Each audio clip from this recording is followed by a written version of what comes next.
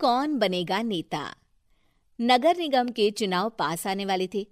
पूरे कानपुर शहर में टिकट को लेकर मारामारी शुरू थी, लेकिन सबसे ज्यादा चर्चा में वार्ड नंबर 40 की सीट थी।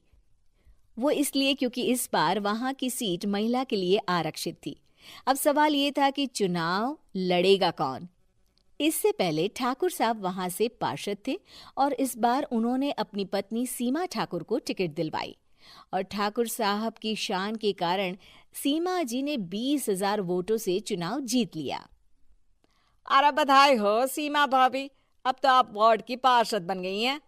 अब तो हमारे काम आप ही करवाएंगी। अरे ये तो सिर्फ नाम की पार्षद बनी है, वो तो महिला सीट आ गई, वरना पार्षद तो मुझे ही बनना था। अब भले ही चेहरा इसका होगा, लेकिन पावर तो मेरी ही होगी।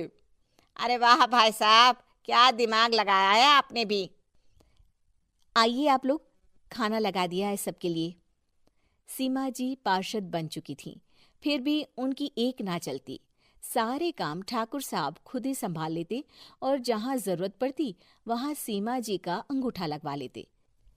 सीमा जी ज्यादा पढ़ी लिखी भी नहीं थी। एक दिन ठाकुर साहब और सीमा एक प्रोग्राम में जाते हैं। अरे ठाकुर साहब, आप आ गए। ओहो, पार्षद मैडम भी आ गई हैं। स्वागत है आप दोनों का। लगता है हमारे पार्षद फंड का सही इस्तेमाल हो रहा है। चलिए अब उद्घाटन करते हैं। ये लीजिए ठाकुर साहब कैची, आप ही सबसे पहले प्रवेश कीजिए।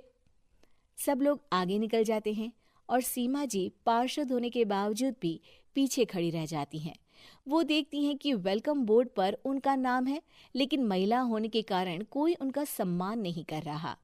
अगले दिन एक आदमी उनके घर आता है। अरे ठाकुर साहब नमस्कार।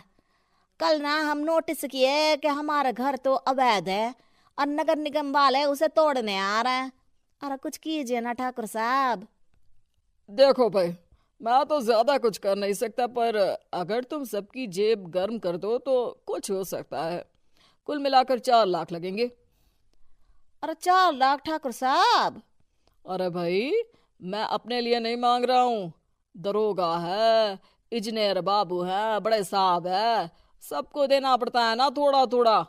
बोलो है मंजूर? तभी वहां अचानक सीमा जी आ जाती हैं। अरे ये आप क्या कर रहे हैं? पहले इन्हीं लोगों से तो आपने वोट मांगे, अब इनसे ही पैसे ले रहे हो। अरे चुप रहो तुम। तुम्हारा काम है सिर्फ अंगूठा लगाना, तुम वही किया करो।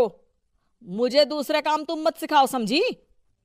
और तुम ना जाओ, अब पैसे लेकर आओ, वरना जेसीबी किसी भी वक्त आती होगी। सब कुछ ऐसे ही चलते रहता है। एक दिन सीमा जी और ठाकुर साहब को एक लोकल मीटिंग में बुलाया जाता है। वहां पर कई और अधिकारी लोग भी मौजूद रहते हैं। अब मैं चाहूंगा कि ठाकुर साहब हमारे बीच 2 शब्द कहें। मेरे प्यारे भाइयों और बहनों, आज मेरा सौभाग्य है कि मैं आप सबकी सेवा दिन रात कर पा रहा हूं। आपने मेरी पत्नी को भारी मतों से जिताया है, इसलिए मैं आप सभी का शुक्रगुजार हूं। मैं आप सबसे वादा करता हूं कि हमेशा की तरह हमारे वार्ड में किसी को कोई तकलीफ नहीं आने दूंगा।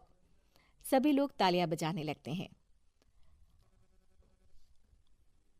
अब मैं माननीय पार्षद मैडम को स्टेज पे बुलाना चाहूंगा। अपने नाम को बुलाया सुनकर सीमा जी एकदम चौंक जाती है। उन्हें बिल्कुल उम्मीद नहीं थी कि इतनी बड़ी जगह उन्हें मंच पर बुलाया जाएगा। जैसे तैसे वो मंच पर चढ़ती हैं। ऊपर जाते ही सीमा जी को सारी पुरानी बातें याद आ जाती हैं कि किस तरह उनके पति उन्हें कभी भी आगे बढ़ने नहीं देते और उनके नाम से गलत काम करते हैं।